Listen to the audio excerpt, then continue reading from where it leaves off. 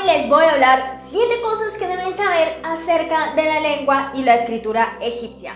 Y bienvenidos a Me Gusta la Lingüística. Bueno, en primer lugar, la lengua egipcia pertenece a una familia de lenguas llamadas lenguas afroasiáticas, antes conocidas como camito-semíticas, pero este término ya no se usa. Incluiría las lenguas ubicadas que están al norte de África y en la península arábiga. 2. Las palabras en egipcio tienen una interesante característica. Bueno, esta característica la comparten la mayoría de las lenguas de esta familia lingüística afroasiática, y es que las palabras tienen una estructura, un esqueleto de consonantes, o sea, su raíz léxica, los componentes principales de la palabra son puras consonantes y se agregan vocales en medio de ellas, no solamente para poder pronunciar la palabra, sino porque también estas tienen una función flexiva y para derivar una palabra a otra categoría gramatical, como cuando se vuelve un verbo a un sustantivo, por ejemplo, correr a corredor, y cuando se conjugan los verbos o se hacen flexiones de número singular o plural, ya esto se llama flexión. 3. La lengua egipcia tuvo un interesante cambio sintáctico a lo largo de su historia con respecto a los constituyentes de la oración. Una oración tiene 3 constituyentes principales: el sujeto, que es quien realiza la acción, el verbo, que es la acción en sí misma, y el objeto, a quien va dirigida la acción. La lengua egipcia en sus inicios tenía una sintaxis sujeto-verbo-objeto muy parecida a la que utilizamos en español, como por ejemplo, Itachi come whiskas. Pero a lo largo del tiempo, la lengua fue tomando una estructura sintáctica más parecida a la que utilizan la mayoría de las lenguas afroasiáticas, que es verbo, sujeto, objeto. Come, Itachi, whiskas. ¿Y cómo se puede saber esto de la lengua egipcia si es una lengua muerta? Pues bueno, gracias a su escritura. Analizando su escritura diacrónicamente, es decir, cómo cambia a lo largo del tiempo, los lingüistas nos podemos percatar de estos cambios. Y aquí viene el punto 4. Los cambios que ha tenido la lengua egipcia que se evidencian en su escritura a lo largo de la historia, que se podrían dividir en 3 grandes épocas. La primera es la fase temprana. En la primera parte de esta etapa fue donde predominó la estructura sintáctica sujeto-verbo-objeto. En esta etapa se encontraron escritos más que todo en los muros de pirámides, por ejemplo, para señalizar y escribir o anotar algunos nombres propios, marcar algunas zonas. Posterior a esto entra el egipcio antiguo, donde se empezó a notar esa pequeña transición al cambio sintáctico sin todavía establecerse aún. Igualmente, en toda esta etapa arcaica del egipcio, las inscripciones en su mayoría eran en los muros de pirámides. Luego de esto viene la etapa más famosa de la lengua egipcia, el egipcio clásico. Este es el que general, es el que se enseña en las universidades a aquellos que estudian egiptología. Va entre el 2000 al 1300 a.C. Aquí ya se evidencia el cambio sintáctico a verbo sujeto-objeto. Aquí ya se encontraban inscripciones no solamente en monumentos privados, sino también en monumentos públicos, y pues ya se hacían escrituras en papiros. Y los egipcios escribían sobre muchísimos temas, no solamente sobre función administrativa, describir la vida de algunas personalidades, sino que también escribían sus recetas de cocina y de algunos productos que utilizaban a nivel cosmético. Y ya por último viene la fase del egipcio tardío, que va del 1300 al 700 a.C.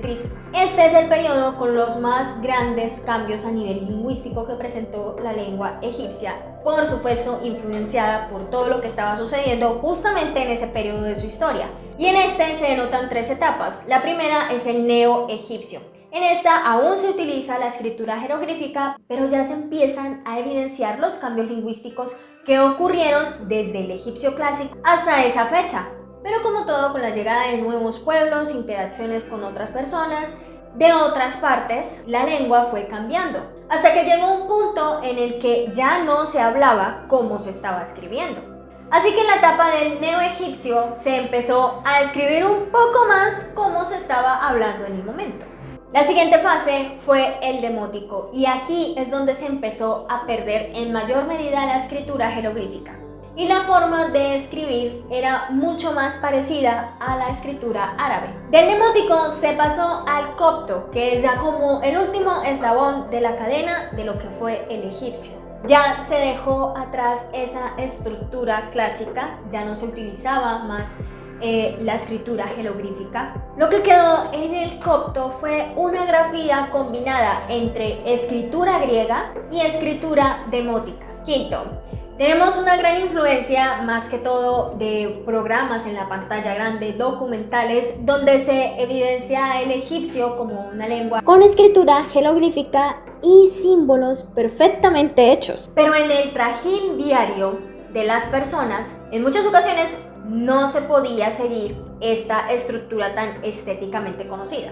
Así que en el egipcio también encontramos diferentes tipos de escritura. La primera es la jeroglífica tradicional, que es con la que estamos más familiarizados, pues es a la que más enfoque se le ha dado, más que todo en la parte del cine. La segunda es la jeroglífica cursiva. En esta los jeroglíficos ya tienen una estructura mucho más simplificada, no con tantos detalles. Es la que se encuentra por lo general en inscripciones, en muros de madera, en papiros, donde se necesitaba condensar gran cantidad de información. La otra fue la escritura hierática. Esta escritura era un tipo de jeroglífica cursiva, pero mucho más simplificada para favorecer la velocidad de la escritura.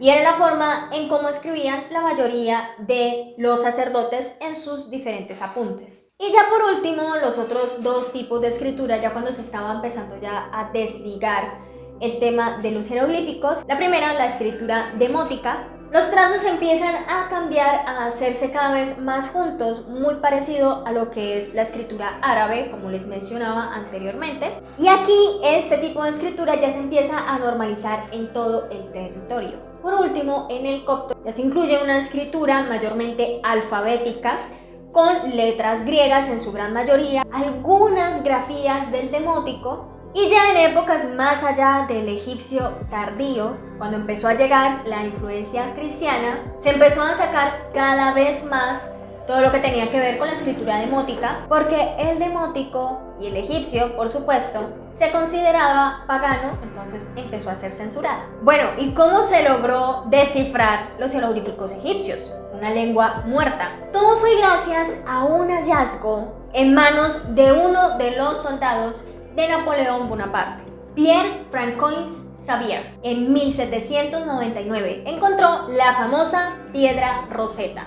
Esta piedra contenía escrito un decreto que fue publicado más o menos en el 196 a.C.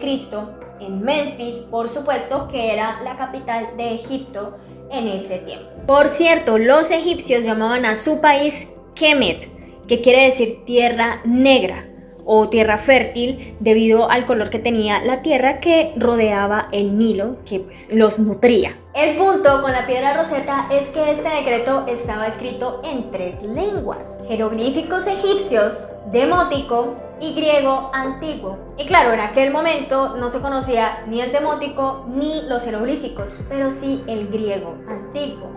Teniendo en cuenta de que las 3 inscripciones decían exactamente lo mismo, fue la clave para que al final, después de un gran debate y una gran competencia entre varios lingüistas y egiptólogos para poder llevarse el crédito de resolver el enigma de los jeroglíficos egipcios, fue Champollion el que terminó dando con el chiste. Y esto muy pocas personas lo saben, pero alguien que contribuyó mucho a que Champollion pudiera llegar a descifrar los jeroglíficos fue nada más y nada menos que Thomas Young.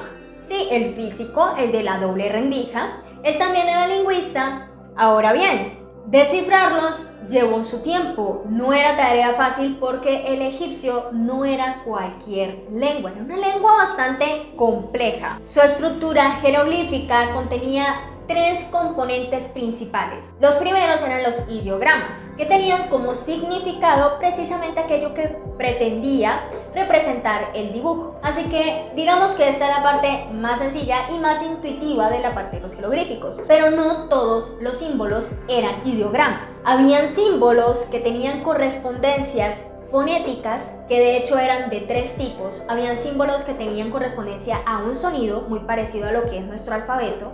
Habían símbolos que tenían correspondencia fonética con 2 sonidos. Y habían símbolos que tenían correspondencia fonética con 3 sonidos. El tercer componente en la escritura egipcia tenía un papel gramatical y es de determinantes. Ellos determinaban si en esa oración un símbolo debía tomarse como un ideograma o si debía tomarse como una correspondencia de sonido o fonética. También si el significado total de la palabra tenía una connotación abstracta o si tenía una connotación literal. Ahora, con respecto a la forma en cómo se lee el egipcio se puede traducir, pero no se puede leer como tal, porque no aprendes a hablar egipcio antiguo, porque muy probablemente las correspondencias fonológicas que se le han dado a los símbolos no sean necesariamente así. ¿Por qué? Por varias razones. Primero, los egipcios no escribían las vocales, solamente consonantes. Cuando vean esos símbolos que corresponden a un sonido, si se les puede llamar un alfabeto egipcio, encontrarán tal cual presunta vocal, pero esas vocales ellos no las utilizaban como vocal, sino que tenían una característica fonética que las hacía funcionar como consonantes. Y las vocales cumplían la función que les expliqué al inicio, que eran flexivas o derivativas, pero estas no venían reflejadas en la escritura. Por ende, no sabemos bien cómo se pronunciaban dichas palabras. El último vestigio que queda es del copto y por eso es que se ha logrado rescatar algunos de los sonidos. Así que por convención los lingüistas y los egiptólogos han llegado a la conclusión de colocar una vocal media en medio de las consonantes para lograr pronunciar la palabra, como por ejemplo en la palabra bueno.